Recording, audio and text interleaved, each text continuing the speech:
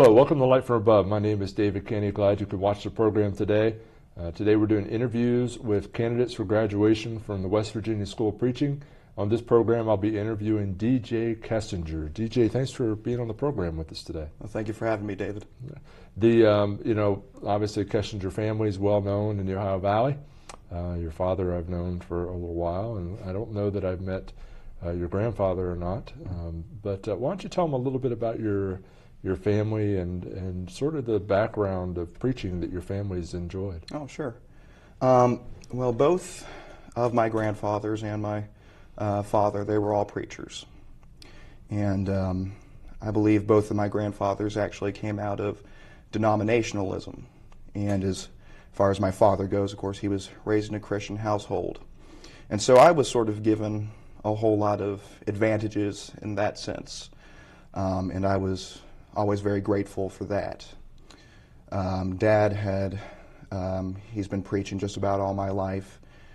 He started preaching at Proctor Church of Christ, I believe, and while I was growing up, he preached at Dewey Avenue Church of Christ in St. Mary's for about 20 years, and he's now preaching at Mount Alto. And so there's a very bit of a tradition, I guess you could say, with preaching in my family. Well, great. I was looking at the publishing piece issue of the paper, the Andy Robinson, he did a profile on you. We'll show your picture and the article here, and let me just read a little bit that Andy Robinson wrote about you. He said, one of DJ's greatest assets is his humble combining of his natural speaking ability, interpersonal skills, and theological knowledge. He is confident but not arrogant and always seeking to improve. He never calls attention to himself in a vainglorious way. He is disciplined and methodical about his studies. So, Andy doesn't just throw out words. So those are very high praise. So I'm sure that you've made quite an impression. Like I said, I've known your father. He's always impressive to hear and to see.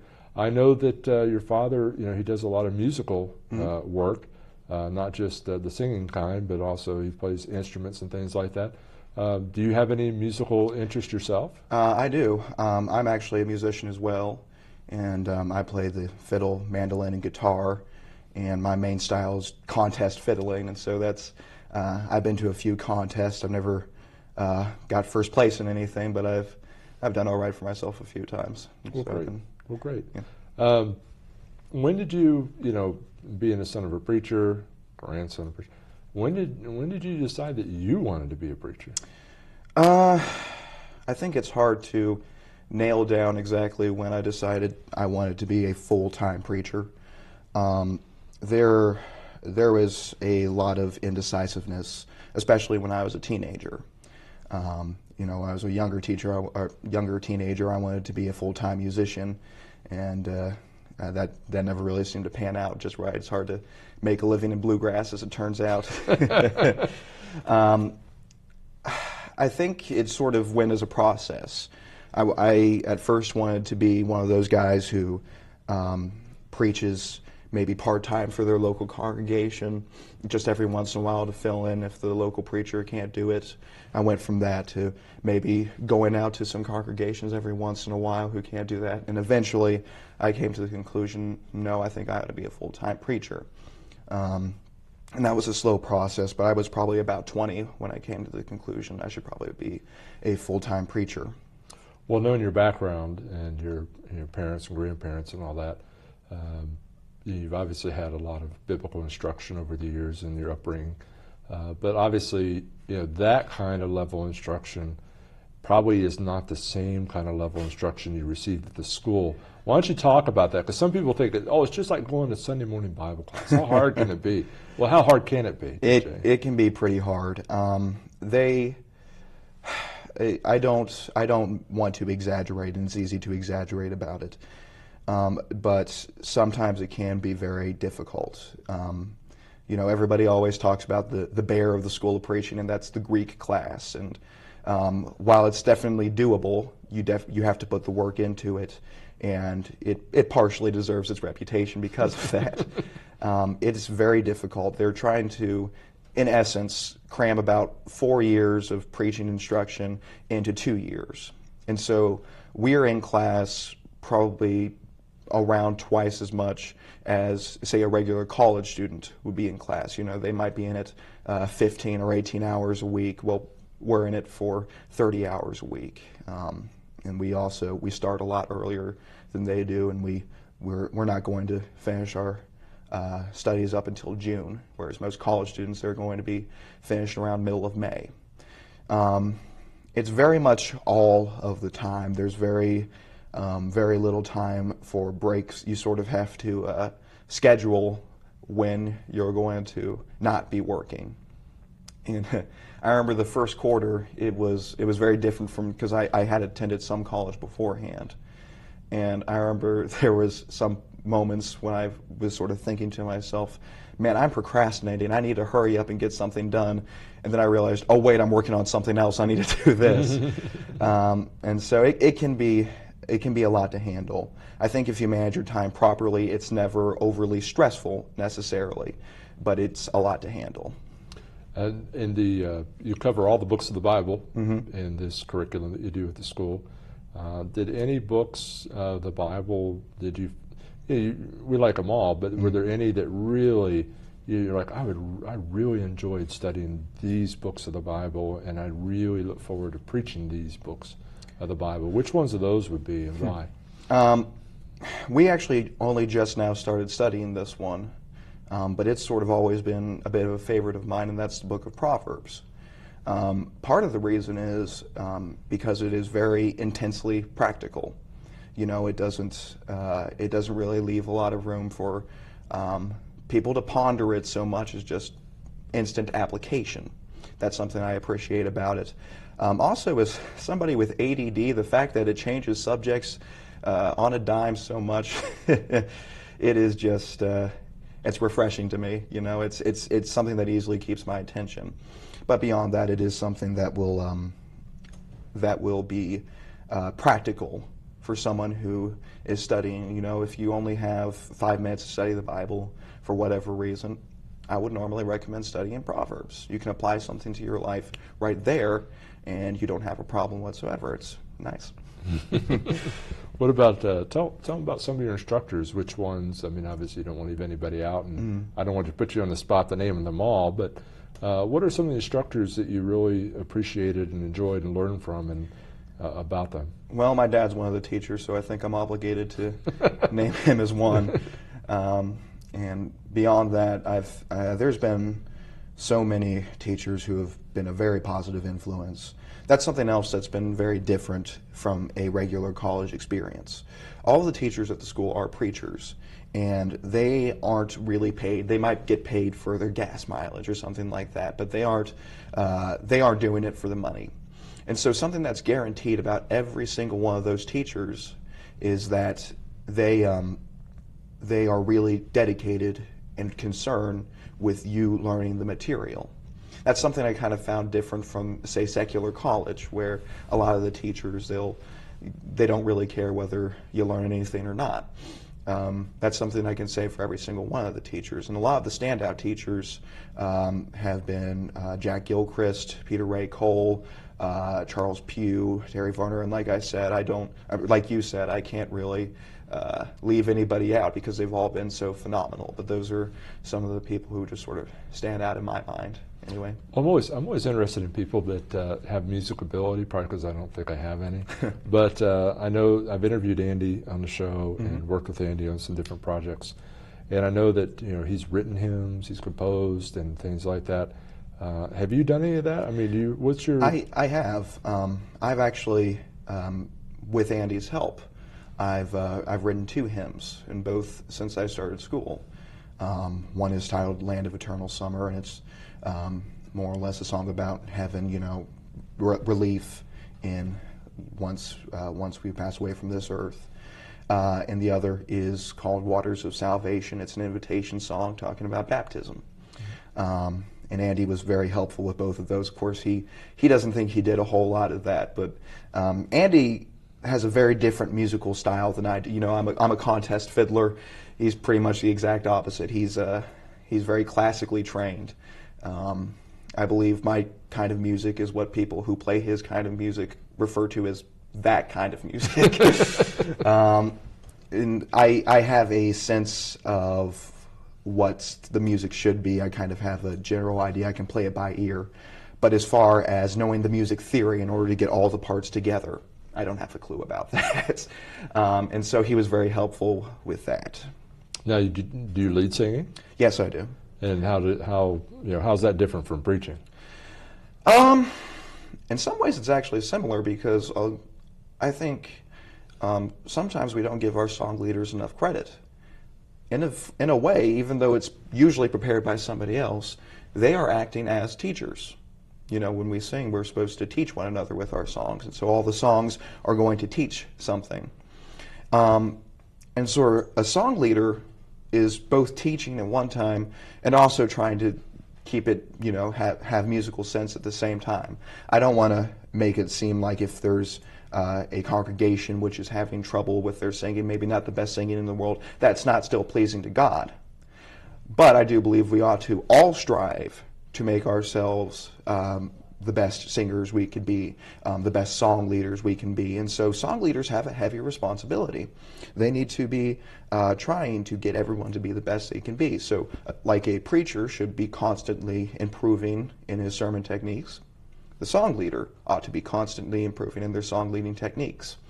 And they have some things that are a lot more concrete than preachers do. You have the hand motions, for example, that has to be exact. That's a pretty universal thing. And it's a discipline, it really is. But there are a lot of similarities in that way.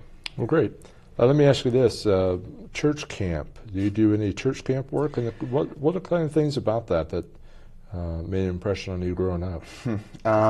I was more or less raised at West Virginia Christian Youth Camp.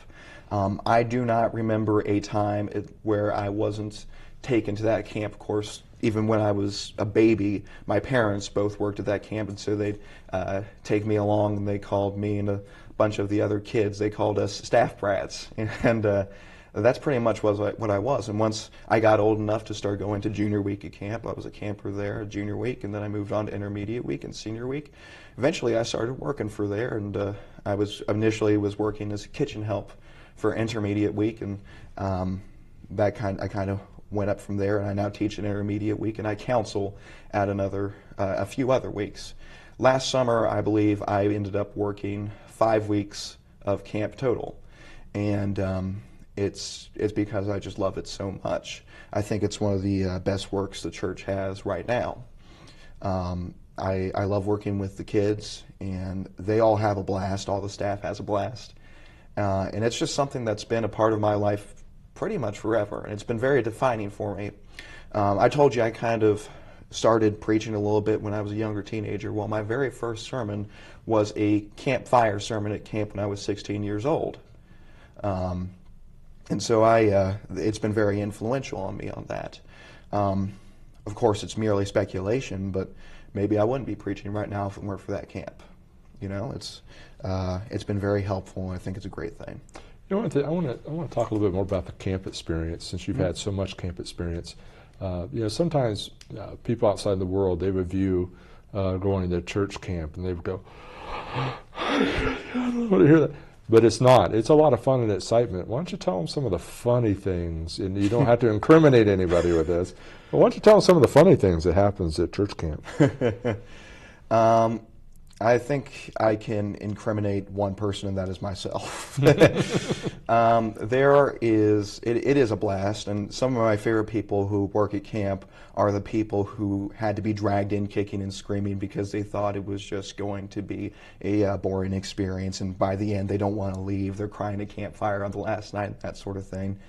A funny experience at camp.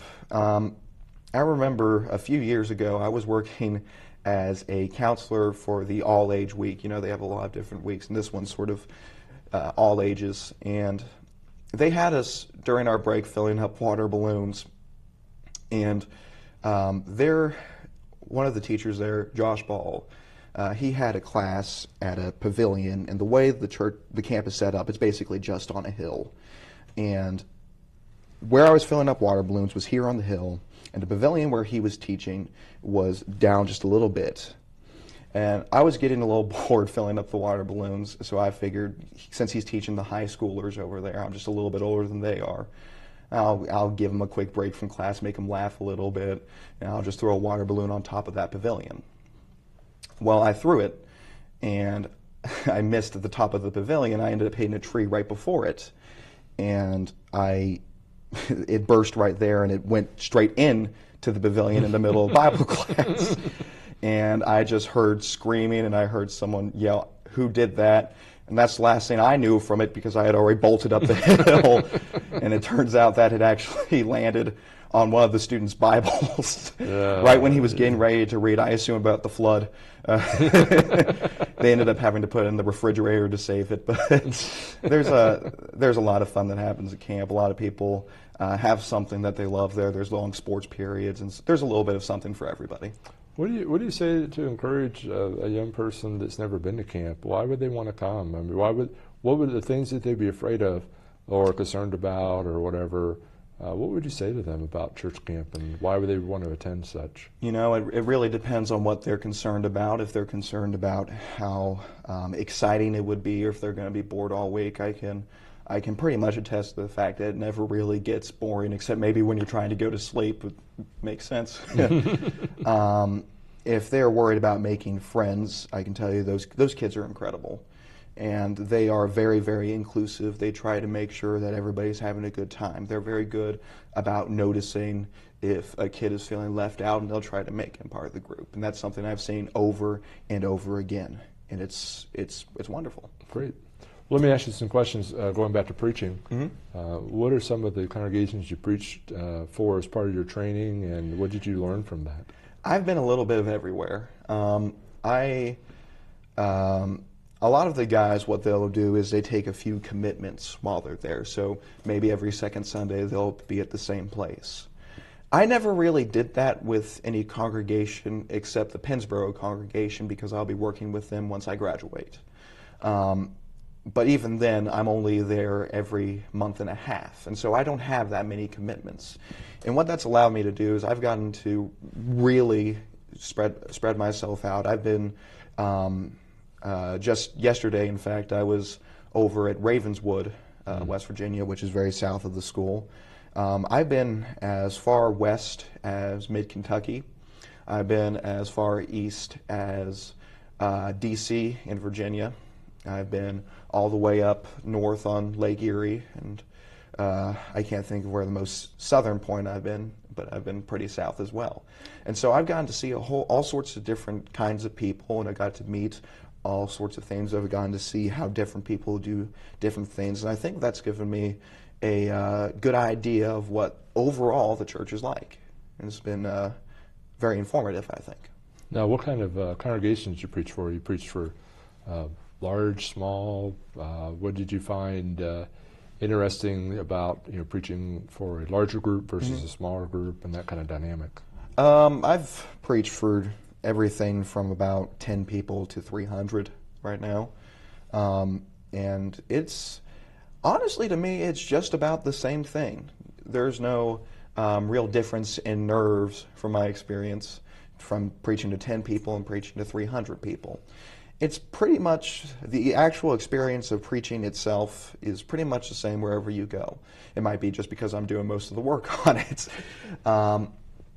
But it was pretty much the same. Where the differences really show up is during the worship services and, how the people will come up to you and that sort of thing.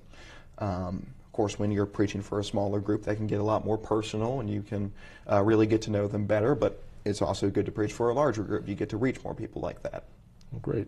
You're going to do some work with Pennsboro. You mentioned that with Terry Jones there, and I know Terry, and Terry doesn't.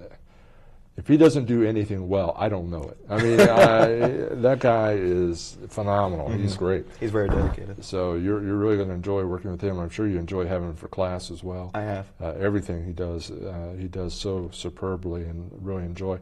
Let me ask you, what you do music. You do hymn composition, you do church camp, you do preaching. What do you find difficult? I mean, there's difficulty in everything. I I've always suffered a bit from procrastination, and that's something that I always have trouble with, and that's what gets me more than anything else, is just waiting until the last minute. And I was almost late to this interview right now because of procrastination, I suppose. And everything sort of has that difficulty for me, and it's just whenever you need to really buckle down and have discipline, that's when I have trouble. I usually get it done, but it's just something I struggle with, I'd say. What kind of, you're getting ready to do some preaching here. You've obviously had real good training at the school. You had training your whole life. What kind of themes do you look forward to preaching on? I like kind of preaching on just about everything. I like preaching the truth.